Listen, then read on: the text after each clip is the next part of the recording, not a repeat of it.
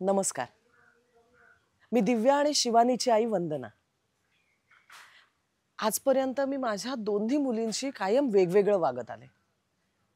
सगळ्यांना असं वाटतं की मी त्यांच्याशी वागताना भेदभाव करते, वेगळं वागते दोघींशी.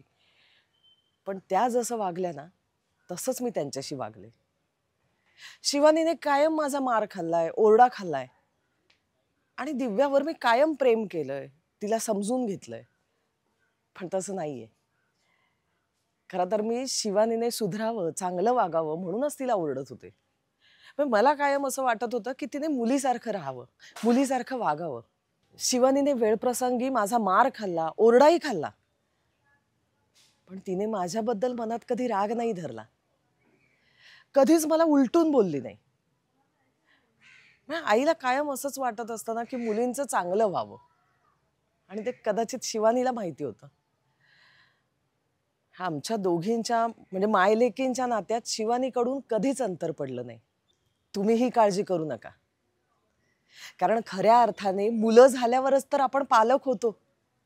नव्याने पालकत्वाची जबाबदारी शिकू लागतो. मुलांच्या चुका पोटात घालणारे आपण. पण आपल्या चुका ते कधी पोटात घालू लागतात आपल्याला कळतही नाही. #पालक चुका. चुकलो पालक म्हणून तरी चूक सुधारण्याची तयारी हवी. यातच आहे पालक मुलांमधील अतूट नात्याची हमी.